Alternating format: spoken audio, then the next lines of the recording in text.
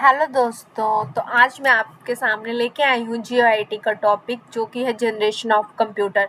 तो कंप्यूटर की जो टोटल जनरेशन थी वो थी 5 जनरेशन, ठीक है। तो सबसे पहले क्वेश्चन आता है कि कंप्यूटर की जो जनरेशन थी वो कितनी थी। टोटल 5 जनरेशन थी। सबसे पहले आता है कि जो फर्स्ट जनरेशन थी वो कब आई थी, 1940 से लेकर 56 तक आई थी। और इसमें जो टेक्नोलॉजी यूज़ की जाती है वो यूज़ होती है vacuum tube. Very important question, technology से क्वेश्चन हमेशा रहता है। और सेकंड क्वेश्चन से रहता है कि लैंग्वेज कौन सी यूज़ होती थी। जो फर्स्ट जनरेशन है उसमें मशीन लैंग्वेज का यूज़ किया जाता था, और इसमें जो मेमोरी रहती है वो मैग्नेटिक ड्रम रहते हैं।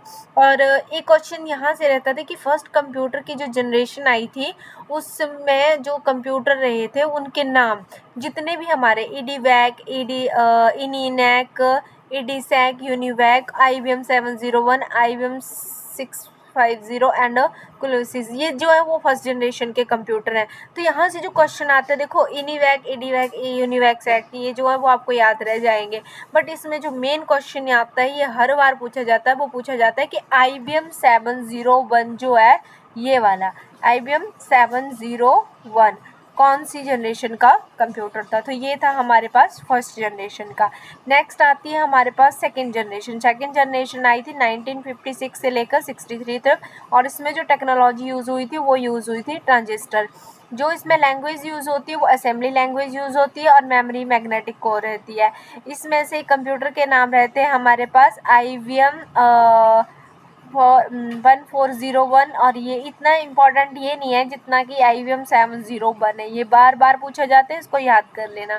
और इसमें से जो याद रखने वाला क्वेश्चन ये है कि सेकेंड जनरेशन में कौन सी टेक्नोलॉजी यूज़ हुई थी, तो ट्रांजिस्टर यूज़ हुई थी। नेक्स्ट है हमारे पास थर्ड जनरेशन। थर्ड जनरेशन में हमारे पास आया था IC का मतलब होता है इंटीग्रेटेड सर्किट।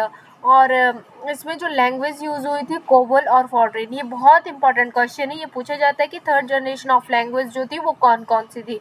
तो हमारे पास कौन सी थी, कोबोल और फॉर्ट्रेन। नेक्स्ट है कि जो मेमोरी यूज़ होती थी वो सेमीकंडक्टर यूज़ होती थी, और इसके में जो कंप्यूटर यूज़ होते हैं वो IBM 360 और IBM 370 PDP यूज़ होता है। नेक्स्ट क्वेश्चन, नेक्स्ट जनरेशन है हमारे पास फोर्थ जनरेशन। जो 1971 की जो जनरेशन आई थी वो उसमें जो टेक्नोलॉजी यूज़ हुई थी वो VLSI थी। VLSI का मतलब होता है very large scale integrated circuit. और इसमें जो ये क्वेश्चन भी आता है कि जो हमारा माइक्रो प्रोसेसर है वो कौन सी जनरेशन में आया है, ठीक है। तो वो कौन सी जनरेशन में है, फोर्थ में आया। और ठीक है, फोर्थ में है, ये भी पूछा जाता है कि कौन से ईयर में आया, तो 1971 में आया। और इसमें जो लैंग्वेज यूज़ होती है वो C++ और जावा का यूज़ होता है। और जो मेमोरी यूज़ होती थी फोर्थ जनरेशन पे वो रैम और रोम का यूज़ होता था।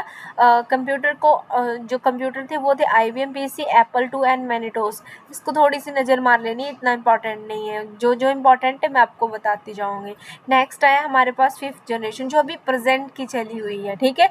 इसमें जो यूज़ होते हैं वो टेक्नोलॉजी यूज़ होती है ULSI का मतलब होता है ultra large scale integrated circuit, और प्लस AI मतलब आर्टिफिशियल इंटेलिजेंस का यूज़ हो रहा है।